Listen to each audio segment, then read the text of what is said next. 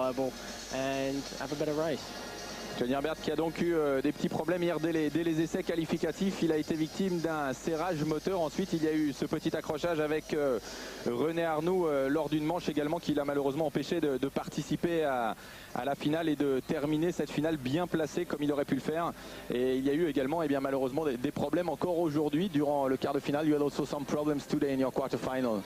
Yeah, well, let's say the quarter-final to start with, I had a lot of problems. The engine kept cutting out after I seized an engine this morning. So every time I did about 100 metres, it kept stopping. Then I'd start it and it'd stop again, so I started, and that kept going on. And then we found there's a pipe that connects to the engine, and they connected that back again, and then everything was fine. But then I had to start at the back of the other semi-final, and then it wasn't too bad, but then I got stuck behind, I think it was Eric Van der Poel. We had a little race. Once I got past it, it was okay, it wasn't a problem. Johnny qui explique qu'il a encore eu des problèmes de moteur aujourd'hui. C'était le moteur qui coupait chaque fois qu'il faisait 100 mètres. Le moteur coupait ensuite. Ça a pu être résolu ensuite car c'était en fait seulement une pipe d'admission qui était mal branchée sur son kart. On les voit ici à l'image, les problèmes de Johnny Herbert au départ de son quart de finale.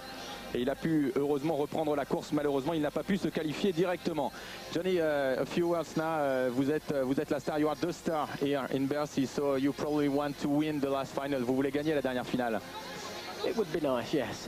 It's going to be difficult because I'm going to be near the back, but hopefully the way the engine seems to feel, it seems to be a lot better than the other one I had. So if I can get a good start and get past people, it's quite a long race, and obviously there's going to be a lot of mistakes and probably a lot of crashes. So if I can try and keep out of the way and get past people, then I might have a chance. It's going to be very tough though because there's a lot of quick people out there. Voilà, ce serait bien effectivement si je pouvais gagner cette finale, mais ce sera un petit peu difficile car je partirai en fond de grille. Malgré tout, le moteur marche beaucoup mieux maintenant. La course est très longue, c'est 25 tours et même s'il y a beaucoup d'autres pilotes très rapides devant, eh bien j'espère avoir ma chance. Johnny, on va parler un tout petit peu de l'avenir maintenant. We speak about the future. What will you do next year? Well, I think it should be known probably, I would think, by the end of next week exactly what I'm doing. I have a pretty good idea, but obviously I've got to get the right decisions basically. But it's going to be Formula One, and it should be the end of next week. Voilà, la réponse, eh bien, on devrait la connaître d'ici une petite semaine. Johnny a lui déjà une idée sérieuse, mais il ne sait pas encore exactement ce que ce sera. Bien évidemment, Eurosport vous tiendra au courant et vous saurez sur Eurosport quel est l'avenir de Johnny Herbert. Johnny, merci beaucoup d'être venu près de nous et bonne course tout à l'heure. Thanks a lot and have a good race. Thank you very much. So there we heard from Johnny Herbert, live and direct from Bercy. We're just looking back at the pictures from a little earlier on, from the quarter-final that Johnny was involved in. We saw those problems with the engine that he was talking about. So this has we've just gone back a little bit in time to look at that first quarter-final that we haven't yet seen. This was to qualify for the first semi-final. We've got a bit of a gap now in the live racing from Bercy, so it gives us an opportunity to look back. And, well, certainly problems for Johnny Herbert, as he mentioned it, those engine problems, sadly meaning that he didn't manage to get a good result in this first quarter-final.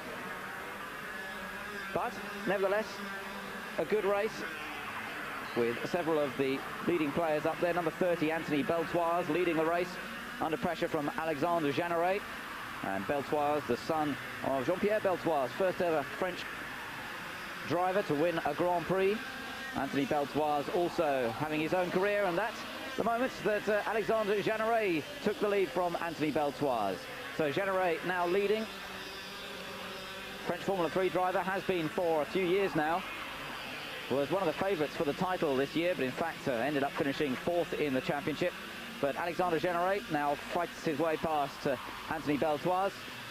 Meanwhile, battle behind, Oriol Servier, just making contact with the number 45 kart of Bruno Malinconi, the winner of the Formula Campus Championship this year, which you may well have seen highlights of on Eurosport just a little while ago. Malinconi running in fourth position. But so far, Oriol Servier managing to hold on to third, number 37. Son of Salvador Servier, a regular Dakar competitor. And watch out for number 15 there, because that is Yannick Dalmas, the French Opel Calibra driver in the German touring cars and international touring cars this year. Yannick Dalmas, not much experience of karting. In fact, when he came here to Bercy last year, that was just about his first ever time on a kart. but nonetheless thoroughly enjoys himself, and been getting a little bit more used to karting, but not quite as quick as some of these youngsters who spent the best part of their formative years in this form of competition. Yannick Dalmas now ahead of Renault Malanconi. Oh, Malanconi goes back past him. Yannick Dalmas leaving the door wide open there. Malanconi going past. And then he's also got to watch out for Sébastien Guérin right behind him, number 43. Nope, gone wide. Malanconi gave Dalmas a chance. Also gave Guérin a chance to go through.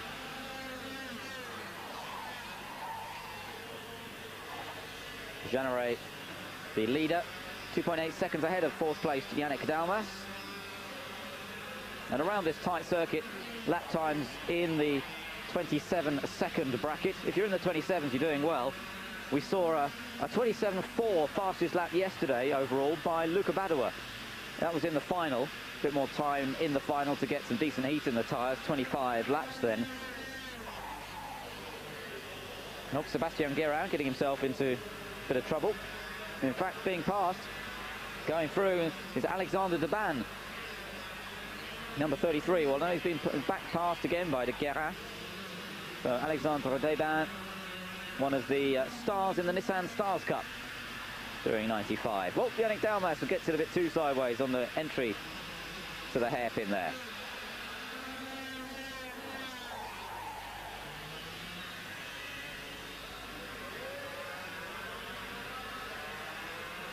Guérin closes right up behind Dalmas. Oh, they make contact. Oh dear, oh dear. And Alexandre Deban ended up the one as the spinner. Dalmas and Guérin made a little bit of contact, sort of slowed each other down, and it looked as though Deban was going to have a chance to get past both. Whoops, Dalmas almost loses it again. Don't forget, he has to adapt himself to rear brakes only that you have on a kart, and of course he's not really used to that, being not being a kart driver himself in his formative years. So it's very easy to hit the brake too hard, too late. The back end of the kart then comes round. It's just like putting the handbrake on in your car, really. So it's a bit like doing a handbrake turn when you don't mean to. So if you can imagine charging up to a fast corner, pulling the handbrake on, that's really what happens on a kart, and that's why you sometimes see the back end flick out, and then sometimes they lose control altogether. Of course, the kart just spins around very smartly, and then usually they can continue off again.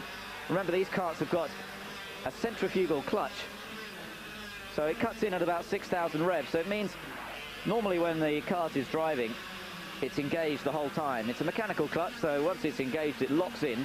There's no slip. It's not like the clutch that's used in most indoor karts, where there's a little bit of slip and then gradually it engages. Here it's either on or off, and that makes these karts very, very responsive indeed to the throttle. Instantaneous throttle response.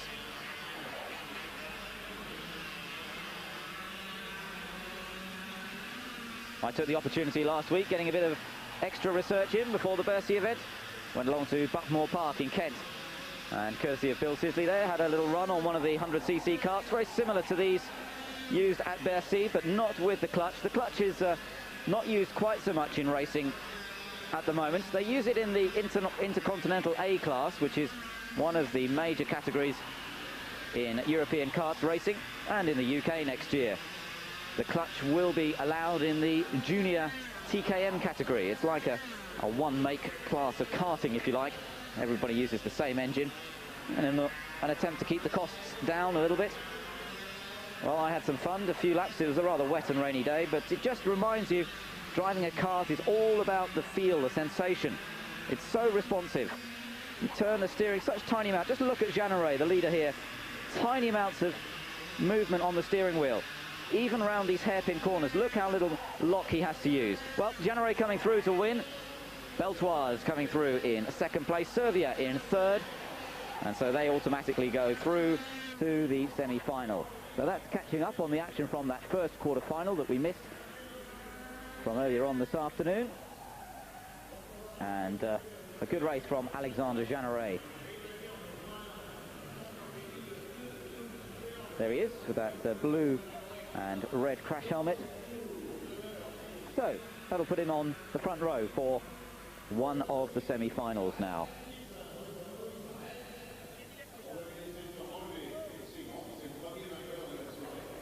Anthony Beltoise second, Servia third, Renaud Malenconi fourth, then Sébastien Guérin and Yannick Dalmas finishing in sixth position.